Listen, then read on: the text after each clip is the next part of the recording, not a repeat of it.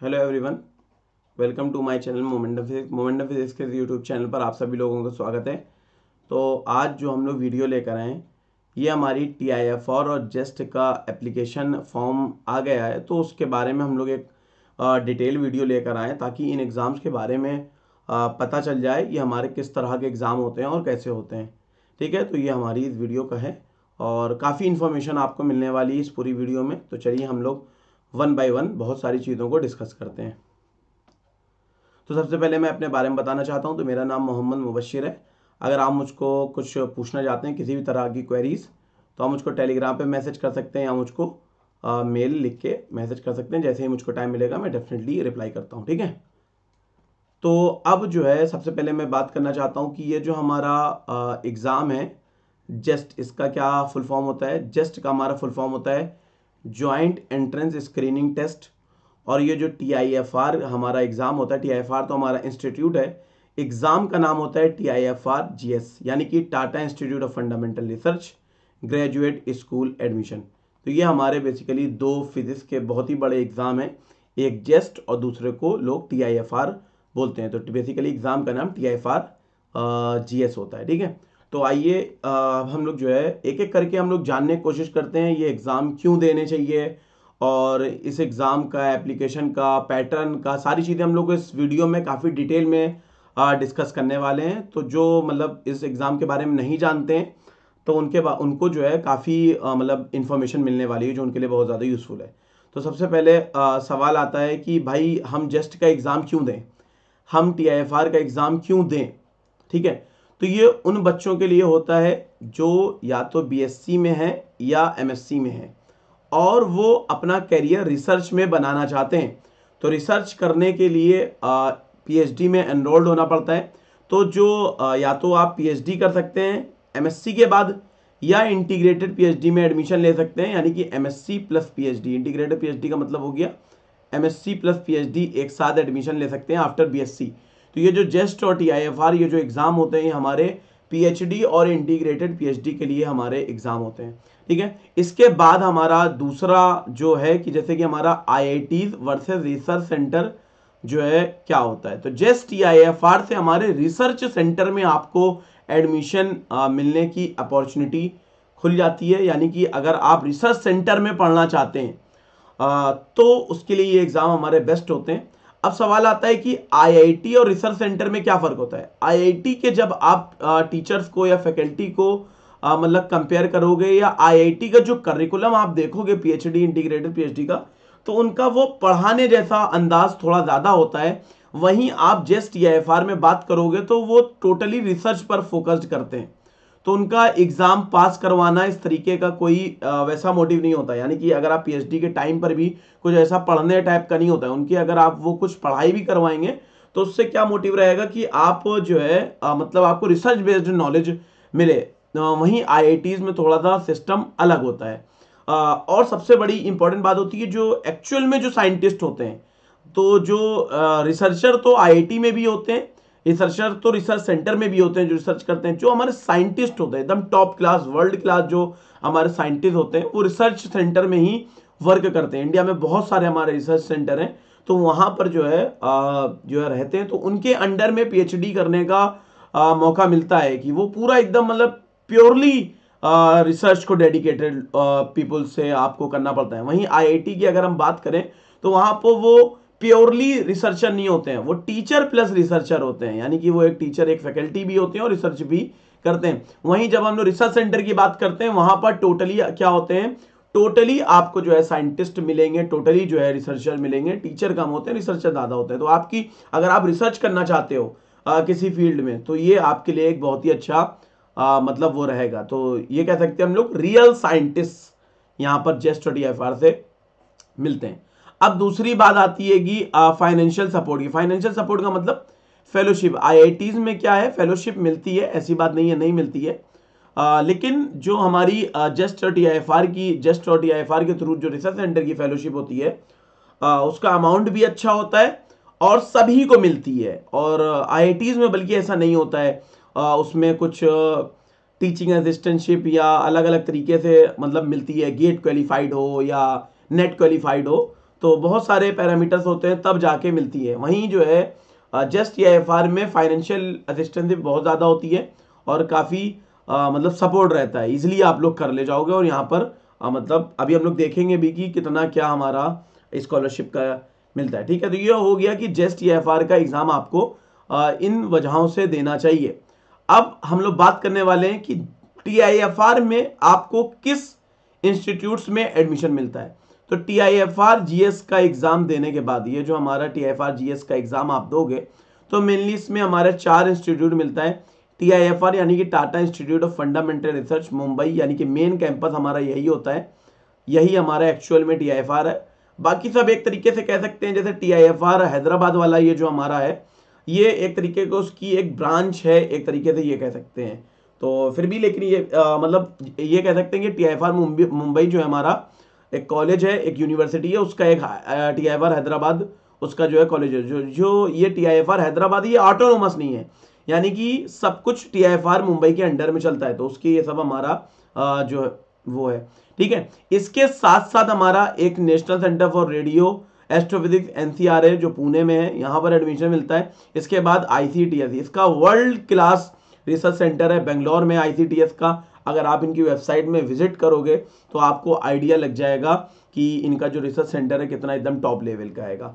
तो टीआईएफआर में इन इंस्टीट्यूट्स में आपको जो है एडमिशन मिलता है। अब जो टीआईएफआर, तो बेसिकली एक तरीके से हम लोग ये कह सकते हैं टीआईएफआर अपना एक इंडिविजुअल अपना एंट्रेंस लेता है। जैसे आईआईटीज का जो एंट्रेंस होता है वो हमारा आईआईटी जैम का जो हमारा एग्जाम होता है, तो वो बेसिकली सारी आईआईटीज का कंबाइंड होता है।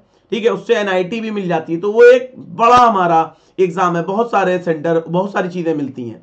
तो जैसे ये वहीं यहाँ पर हमारा जो टीआईएफआर है, इसमें हमारा क्या होता है कि भाई ये सिर्फ टीआईएफआर के लिए एडमिशन के लिए हमारा होता है। ठीक है, अच्छा टीआईएफआर मुंबई कैंपस में हमारा, अगर आप फिजिक्स से पीएचडी और इंटीग्रेटेड पीएचडी करना चाहते हो तो वहां पर कौन कौन से हमारे डिपार्टमेंट है ये देख लीजिए। एस्ट्रोनॉमी एस्ट्रोफिजिक्स का है, बहुत से लोगों को एस्ट्रोफिजिक्स में इंटरेस्ट होता है, तो TIFR is one of the centre. आप वहां पर जाके कर सकते हो जिन बच्चों को है, जो कंडेंस मैटर फिजिक्स में और मटेरियल साइंस में करना चाहते हैं। जो हाई एनर्जी फिजिक्स का आजकल बड़ा बच्चे गूगल में पूछा करते हैं, मतलब हर जगह कोरा पे और मतलब मैसेजेस में इधर उधर ग्रुप में देखो कम्युनिटी ग्रुप्स में, तो वहाँ पर हाई एनर्जी फिजिक्स में मुझे रिसर्च करनी है, कहाँ पे करें क्या, तो टीआईएफआर मुंबई इज द अच्छा है। ठीक है, तो न्यूक्लियर और एटॉमिक फिजिक्स, थियोरेटिकल फिजिक्स, ये हमारे वहाँ पर टीआईएफआर मुंबई के जो मेन कैंपस है वहाँ के हमारे डिपार्टमेंट्स हैं। अब इसके बात करने वाले हैं हम लोग जेस्ट के थ्रू, यानी कि ज्वाइंट एडमिशन स्क्रीनिंग टेस्ट के थ्रू कौन कौन से इंस्टीट्यूट मिलते हैं। ठीक है, अच्छा टीआईएफआर के बारे में, जो हमारे ये जो टीआईएफआर में एडमिशन के लिए मैं कुछ बातें और बता दूं। एक तो हमारा टीआईएफआर में टीआईएफआर के थ्रू एडमिशन होता है, दूसरा जेस्ट के थ्रू भी एडमिशन होता है, पीएचडी और इंटीग्रेटेड पीएचडी दोनों में। लेकिन पीएचडी में और एडिशनल एडमिशन भी होता है नेट गेट के थ्रू। अगर आप टीआईएफआर और वो क्वालिफाइड नहीं है तो नेट गेट के थ्रू भी एडमिशन मिलता है। ठीक है, अब हम लोग बात करने वाले हैं जेस्ट के इंस्टीट्यूट्स की। तो जेस्ट के इंस्टीट्यूट की एक लंबी सी लिस्ट है। तो जेस्ट के इंस्टीट्यूट देख सकते हैं आप लोग, जैसे ये हमारा आर्यभट्ट रिसर्च इंस्टीट्यूट है नैनीताल में है, बोध इंस्टीट्यूट कोलकाता में है, होमी भाभा नेशनल इंस्टीट्यूट मुंबई में है, और ये हमारा इलाहाबाद में है। तो काफ़ी अच्छा रिसर्च सेंटर, सभी अच्छे रिसर्च सेंटर हैं। इंदिरा गांधी वाला एटॉमिक रिसर्च सेंटर कलपक्कम में है, एस्ट्रोफिजिक्स बेंगलोर में है, और आईएससी बेंगलोर, ये तो हमारा वर्ल्ड क्लास इंस्टीट्यूट है, इंडिया का प्रीमियम इंस्टीट्यूट है आईएससी बेंगलोर, ये तो सभी बच्चे जानते होंगे। ठीक है, तो ये हमारा जेस्ट के थ्रू इसमें एडमिशन मिलता है। ICTS international centre for theoretical science TIFR Bangalore, यानी कि जो हमारा आईसीटीएस वाला जो हमारा वही सेंटर अभी हम लोग को टीआईएफआर के थ्रू मिल रहा था, तो वो हमारा जेस्ट के थ्रू भी उसमें एडमिशन मिलता है। आईसर भोपाल, आईसर बहरामपुर, और हमारे आईसर जो है कोलकाता, मोहाली, पुणे, त्रिवेंद्रपुरम, तिरुपति, और ये जितने भी हमारे आईसर हैं ये सब मिलते हैं। आईआईएसटी, ये आईआईएसटी पहले एक आईसेट करके एक एग्जाम होता था, वो अब बंद हो गया हैगा। ये एग्जाम हुआ है, मुझको जहाँ तक याद है ये 2012 तक हुआ हैगा। मैंने 12th में दिया था इसको, इस एग्जाम को, उसके बाद शायद ये एग्जाम बंद हो गया है। वो वहाँ से बेसिकली बीटेक करने के लिए होता था, अगर आप एस्ट्रोफिजिक्स वगैरह में अगर आप बीटेक करना चाहते हैं तो। बहरहाल अभी हम लोग यहाँ पर ये देखते हैं, तो ये हमारा बहुत सारे सेंटर हैं इंस्टीट्यूट ऑफ फिजिक्स भुवनेश्वर में। ये जो हमारा गांधीनगर का जो ये प्लाज्मा रिसर्च सेंटर है, ये तो काफ़ी फेमस हमारा रिसर्च सेंटर है। ये सब हमारे जस्ट के थ्रू मिलते हैं। इसके साथ साथ जो पुणे में हमारा NCRA जो हमारा TFR के लिए मिलता था, वो जस्ट के थ्रू भी हमारा एडमिशन मिलता है। इसके साथ साथ हमारा Jawaharlal Nehru centre for advance scientific research Bangalore में है। और ये हमारा NISER जैसे हमारे आइजर है, तो बिल्कुल उसी तरीके से इक्विवेलेंट हमारे नाइजर्स होते हैं। तो ये हमारा नाइजर भुवनेश्वर है। फिर PRL है हमारा अहमदाबाद में, और ये काफ़ी हमारा रमन इंस्टीट्यूट बेंगलोर में है, और ये Saha institute of nuclear physics Kolkata में है। ये हमारा Satyendra Nath Bose national centre for basic sciences Kolkata में, और ये फिर हमारा TFR हैदराबाद का भी एडमिशन इसमें हो जाता है। इसके साथ साथ जो है TFR मुंबई में भी हमारा जस्ट के थ्रू एडमिशन होता है। उसके बाद UGC ने जो है बहुत सारे क्या मतलब 2-3 कंसोर्टियम बनाए, तो उसमें जो हमारा ये इंदौर वाला कंसोर्टियम है, ये भी जो है मिलता है। तो थोड़ा सा कंसोर्टियम के बारे में अगर आप गूगल करोगे तो पता चलेगा consortium is not like the research centre. यहाँ पर वैसे नहीं होते हैं जैसे आप कन्वेंशनल हमारे रिसर्च सेंटर होते हैं। कंसोर्टियम बेसिकली हमारा ऐसा होता है कि काइंड ऑफ कैसे बोलूँ मैं, एक रिसर्च सेंटर है जहां पर आप जाके जो है मतलब कोई भी जाके रिसर्च कर सकता है। अगर मैं चाहूँ मैं अपने कानपुर शहर से ही कहीं से PhD करूं, और अगर मेरे गाइड जो है वहां पर कह दें कि वहां पर तुम्हें रिसर्च करनी है, तो वहां पर इजिली एनरोल्ड मतलब हो जाते हैं। वो एक तरीके के रिसर्च का सेंटर है, वो ओपन रिसर्च सेंटर एक तरह से बोल सकते हैं। ठीक है, तो वहां पर कुछ परमानेंट स्टूडेंट भी होते हैं, तो उसका ये हमारा वहां पर एडमिशन हमारा जस्ट के थ्रू होता है। और variable energy cyclotron centre Kolkata. तो इतने बहुत सारे, हमारी एक लंबी सी लिस्ट है 30-35 इंस्टीट्यूट की जो जस्ट के थ्रू मिलते हैं। तो जस्ट एक बहुत ही अच्छी अपॉर्चुनिटी है, और बहुत कुछ ज़्यादा खास नहीं जाता इसका कट ऑफ वट ऑफ। अगर आप चाहते हो मेरिट लिस्ट में आना, 30-35 मार्क्स में आराम से इंटरव्यू कॉल आ जाती है, क्वालिफाई कर जाते हो आप। तो इसमें जस्ट को क्वालिफाई करना कोई बहुत टफ नहीं होता है, थोड़ा सा सिलेबस ओरिएंटेड पढ़ना रहता है। तो जैसे कि जो बच्चे जैम का प्रिपेयर करते हैं, तो उनको थोड़ा सा एडिशनल जस्ट के लिए पढ़ना पड़ता है, और जो नेट गेट के लिए पढ़ते हैं तो थोड़ा सा उनको नेट वाले एग्जाम में क्या करवाते हैं, वो बड़ी लॉन्ग कैलकुलेशन करवाते हैं। तो यहाँ पर जस्ट में बिल्कुल थोड़ा सा ऐसा नहीं होता है, थोड़ा सा कॉन्सेप्चुअल प्रॉब्लम्स भी आती हैं, तो उन पर अगर ध्यान दिया जाए तो जस्ट भी इजिली क्वालिफाई हो सकता है। तो ये सब तो एक छोटी सी हम लोगों ने बात करी इन्फॉर्मेशन की TFR और जस्ट के बारे में। तो अभी हम लोग कुछ और बातें करते हैं कि एप्लीकेशन की कब जो है हमारी लास्ट डेट है। एप्लीकेशन तो ऑलरेडी स्टार्ट हो गई है। लास्ट डेट के बारे में बता दूं, TFR की हमारी 31 जनवरी है, 31 जनवरी 2021 को लास्ट डेट होगी, और जस्ट का हमारा 14 फरवरी 2021 को होगा। यानी कि IIT जैम का जिस दिन एग्जाम होगा उस दिन हमारे जस्ट की लास्ट डेट होगी, तो उससे पहले ही अप्लाई कर दें। अच्छा, गेट की भी हमारी डेट आ गई है, गेट की हमारी 6 फरवरी डेट है। तो आप लोग जो है जो भी PhD वाले बच्चे हों चाहे इंटीग्रेटेड PhD वाले हों, तो उसको जनवरी में ही फिल कर दें तो अच्छा रहेगा। ठीक है, लास्ट टाइम में जस्ट गेट वाले बच्चे गेट में परेशान होंगे, IIT जैम वाले IIT जैम के एग्जाम में लगे होंगे, तो वो लास्ट टाइम मोमेंट पे स्किप ना हो जाए। ठीक है, तो उससे पहले भर दें। और एग्ज़ाम कब होने हैं ये भी देख लीजिए। एग्ज़ाम हमारे होने हैं TFR का तो हमारा 7 मार्च को होगा।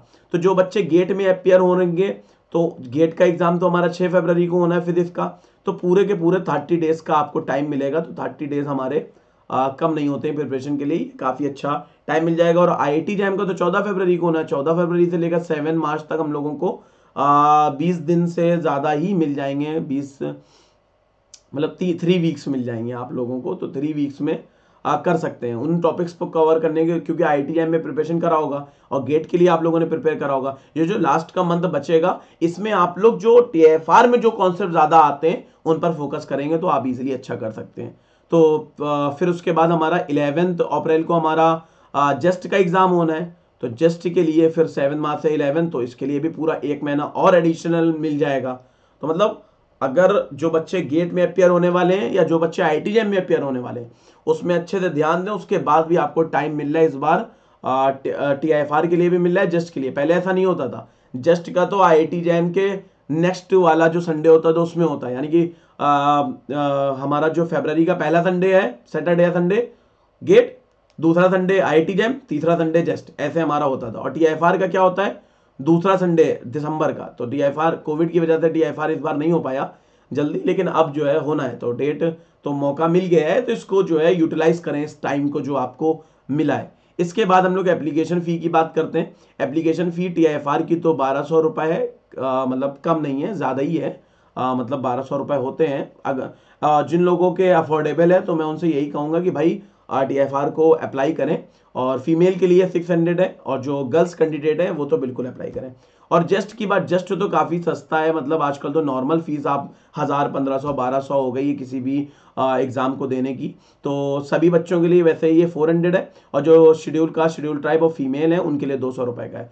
तो ये जो हमारे गर्ल्स कैंडिडेट हैं वो तो बिल्कुल भी ना जो है, मतलब इसको ना छोड़ें, एक अच्छा मतलब जो है हो जाएगा। और जो मेल भी हो तो उनके लिए भी कुछ वो नहीं है, जनरल कैटेगरी के हों, BC के हों, मेल हो, तो उनके लिए भी 400 रुपीज़ कोई इतनी बड़ी बात नहीं है। मैं यही कहना चाहूँगा कि इसमें अप्लाई ज़रूर करें, क्योंकि जो फैसिलिटी आपको मिलने वाली है रिसर्च सेंटर में, और जो इतने एक अपॉर्चुनिटी मिल रही है, क्योंकि आपने लिस्ट देख ली काफ़ी लंबी है, तो जब लिस्ट लंबी है तो एडमिशन होने के चांसेस भी बढ़ जाते हैं कहीं ना कहीं। तो मतलब एक अच्छा है, एक तरीके से स्कोप इसके साथ बन जाएगा जब आप TIFR या जस्ट से मिलने वाले एक प्रीमियम रिसर्च इंस्टीट्यूट से जब आप रिसर्च करते हो, तो आपका सोचने का, सारी चीज़ों को उसी तरीके से एक्ट करने का सोच बदल जाती है, और काफ़ी अच्छा इससे फ्यूचर आप अपना सिक्योर कर सकते हो।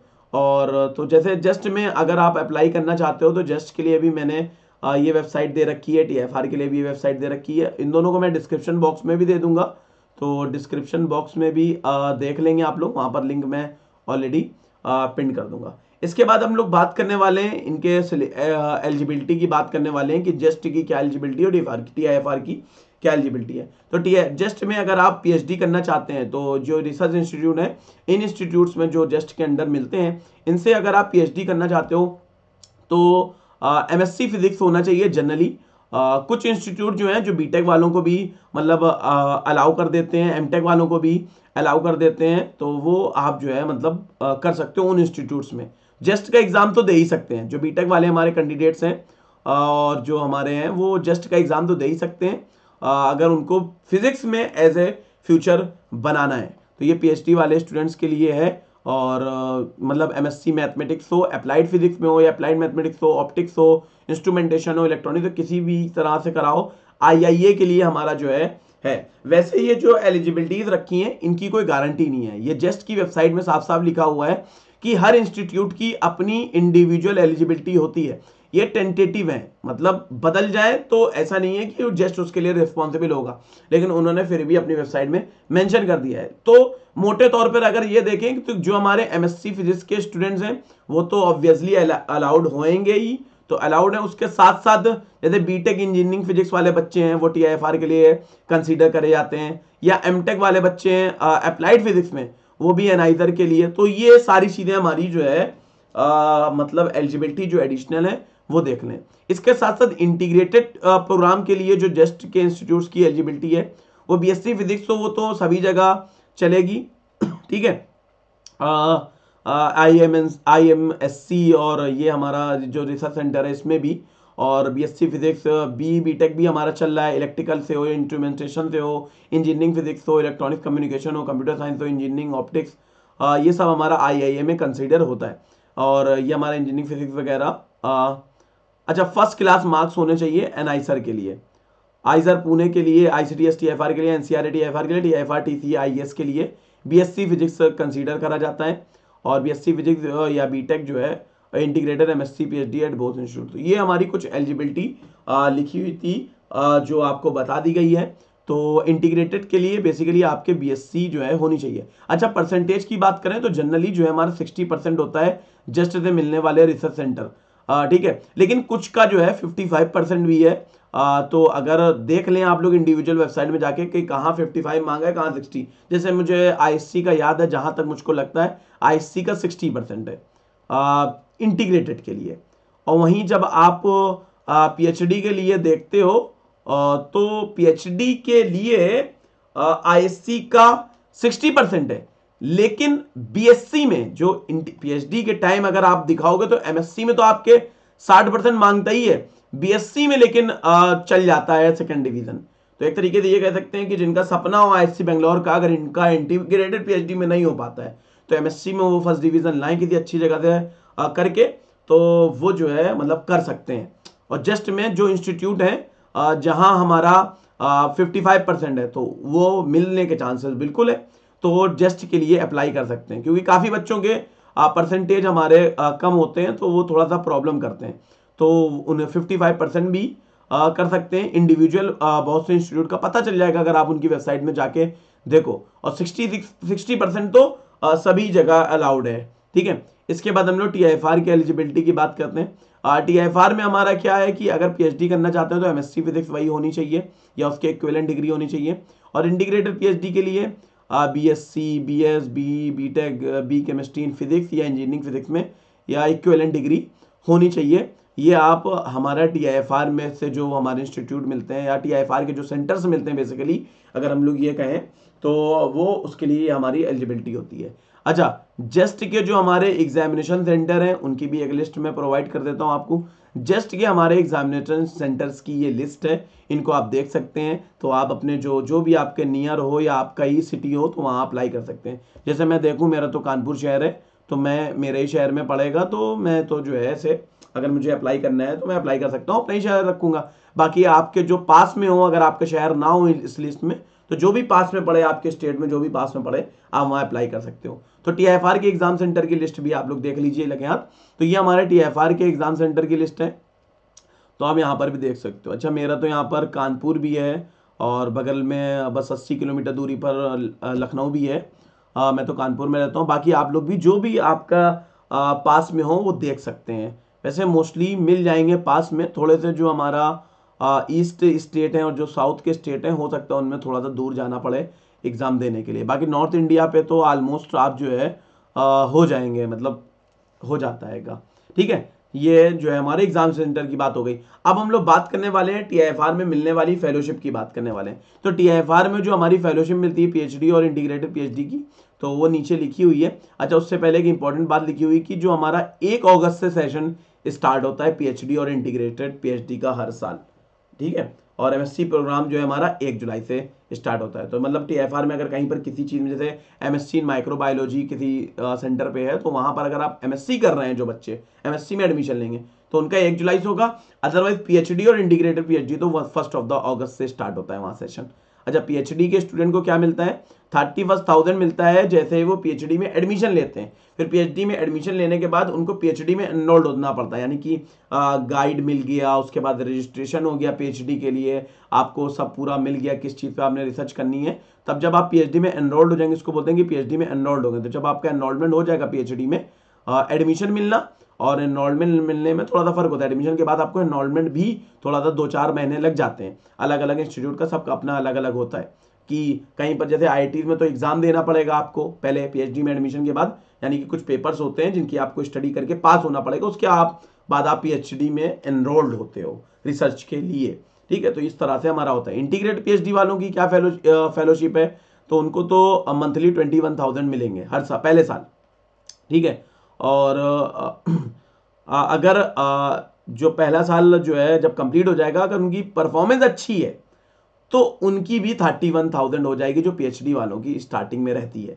यानी कि इंटीग्रेटेड PhD का पहले साल तो 21,000 मिलेंगे, अगर अच्छा करा तो दूसरे साल से ही 31,000 होंगे, अदरवाइज तीसरे साल से होंगे जब आप PhD में एनरोल्ड हो गए, या तीसरे साल से होंगे। फिर उसके बाद PhD में जब आप एनरोल्ड हो जाओगे फाइनली, तो वो 35,000 में हमारी कन्वर्ट हो जाती है। तो ये हमारा TIFR की फेलोशिप है। अब बताइए, इतना अच्छा हैंडसम अमाउंट मिल रहा है एक स्टूडेंट के लिए, यानी कि रिसर्च करते हुए, पढ़ते हुए, अगर आपको ये खर्चा मिले तो डेफिनेटली आपको करना चाहिए। तो PhD से ही देश आगे बढ़ता है, रिसर्च जो है देश जो है रिसर्च से आगे बढ़ता है। तो आप लोग को बिल्कुल इसमें आगे आना चाहिए। आज के देश के नौजवानों को बिल्कुल इसमें जो है बढ़ना चाहिए। मेरी तरफ से एकदम फुली रिकमेंडेड है कि हाँ, सभी लोगों को करना चाहिए। ठीक है, तो अभी मैं TIFR के सिलेबस की बात कर रहा हूँ। अब देखो, TIFR वालों ने तो सिलेबस के नाम पे एक मजाक किया है। मजाक क्या किया है? उन्होंने लिख दिया है बस क्वांटम मैकेनिक्स। अब क्वांटम मैकेनिक्स कहाँ से क्या?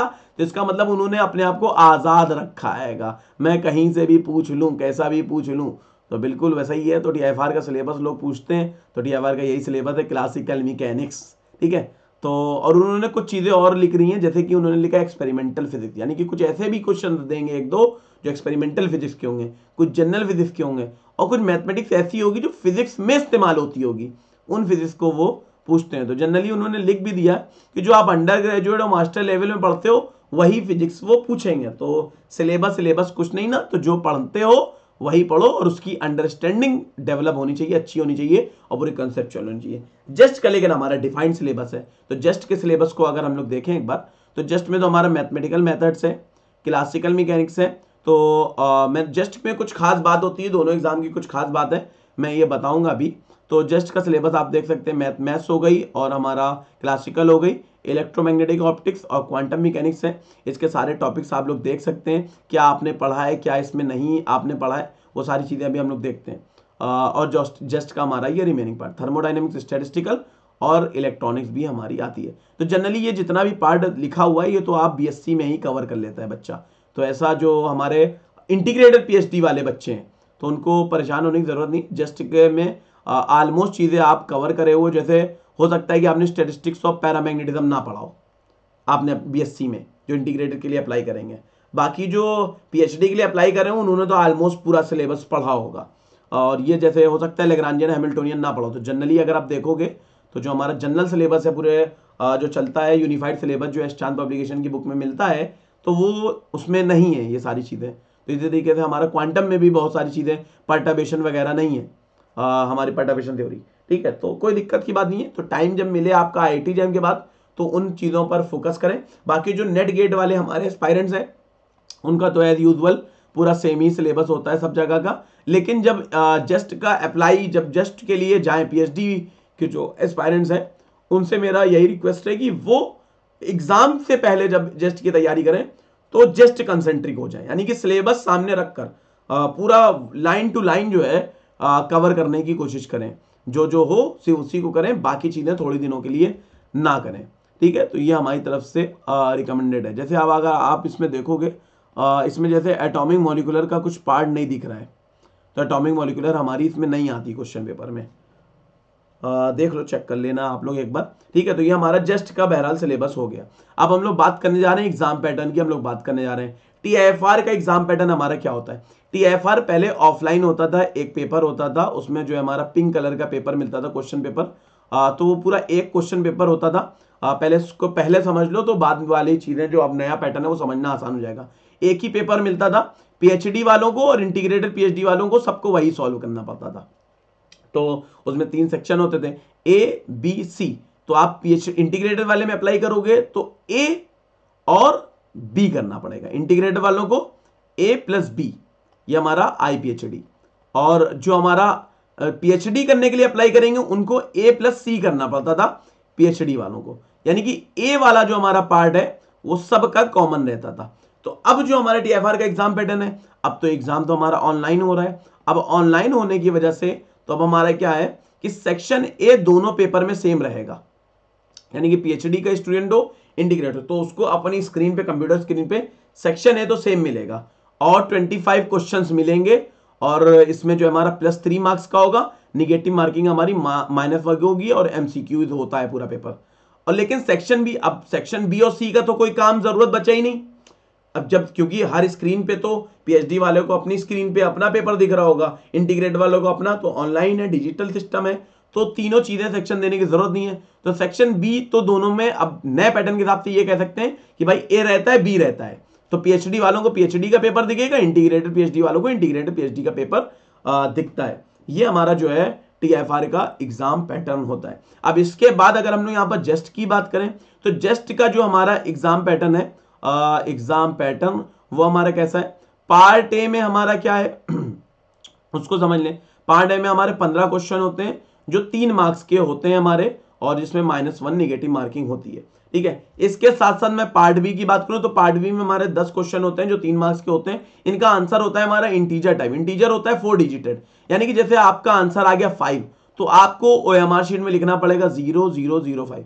मान लो आपका आ गया 1398 तो आपने को लिखना पड़ेगा 1398। अगर आपका आंसर आया मान लो 126 तो आपको आंसर लिखना पड़ेगा 0126।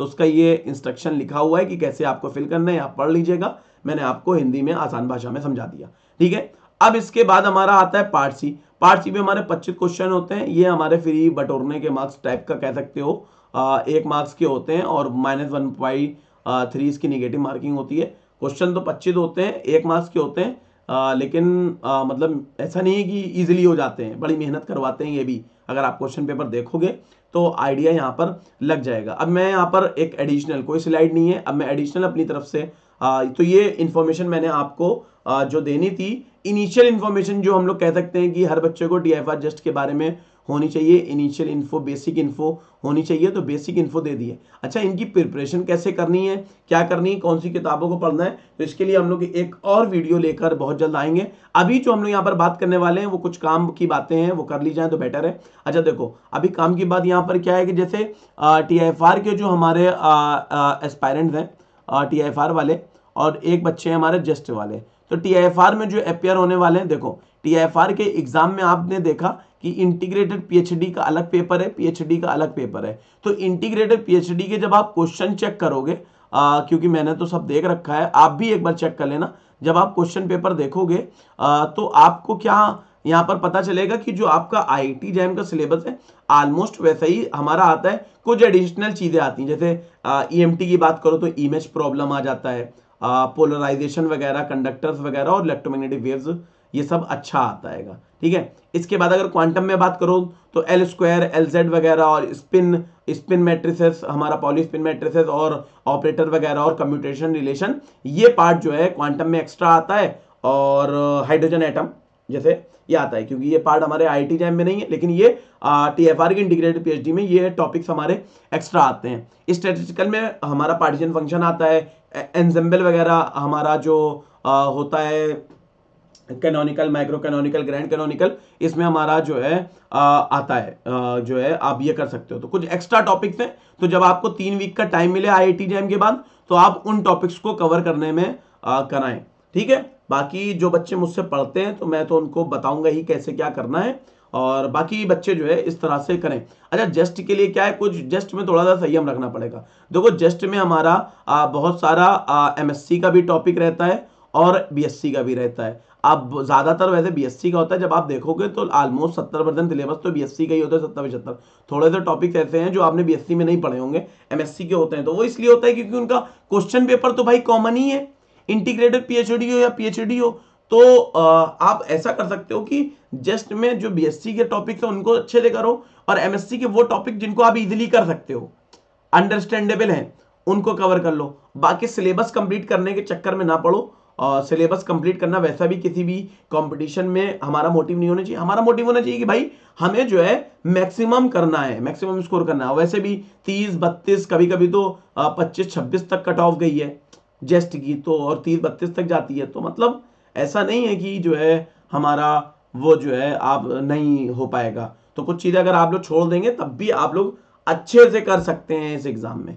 तो ये एक बेसिक इन्फॉर्मेशन थी जो मैंने आप लोगों को दी है आज, और आई होप कि एक इन्फॉर्मेशन मिली आपको बेसिक, और अप्लाई ज़रूर कर दें, और बहुत सारे हमारे फ़ायदे होते हैं इसके। ठीक है, तो बहुत जल्द हम लोग थोड़ी प्रिपरेशन की वीडियो, बुक्स वगैरह मैं बताऊंगा, क्वेश्चन का एनालिसिस वगैरह मैं करके टीआईएफआर जैसे कि ऑलरेडी मैंने कर रखा है सब कुछ, तो मैं उसको बताऊंगा आप लोग। और नेक्स्ट वीडियो का वेट करें, और लाइक ज़रूर कर दें वीडियो को। अगर कोई क्वेरी हो तो आप लोग कमेंट करके भी आप पूछ सकते हैं। वीडियो की स्टार्टिंग में मैंने इन्फॉर्मेशन वही वो दिया था, मतलब इन्फॉर्मेशन दी थी। अगर आप मुझसे कांटेक्ट करना चाहते हो तो आप मुझसे कांटेक्ट कर लेना। और इस तरह की वीडियोस ये हमारा एमएससी, जो बच्चे एमएससी एंट्रेंसेस और पीएचडी एंट्रेंसेस के लिए जो बच्चे अप्लाई करते हैं फिजिक्स में, तो उनके लिए ये हमारा चैनल जो है बेस्ट है। और हम लोग जो है मतलब वीडियोस बहुत सारी इंफॉर्मेशनल और कंटेंट भी, पढ़ाने वाली भी, काम की वीडियो हम लोग लाते रहते हैं। तो चैनल को सब्सक्राइब जरूर कर लें ताकि आपको जो है इन फ्यूचर क्लासेस की नोटिफिकेशन मिल सके। तो आई होप कि आप लोगों को ये वीडियो पसंद आई है। तो तब तक चलते हैं everyone, thank you, bye everyone, take care, thank you.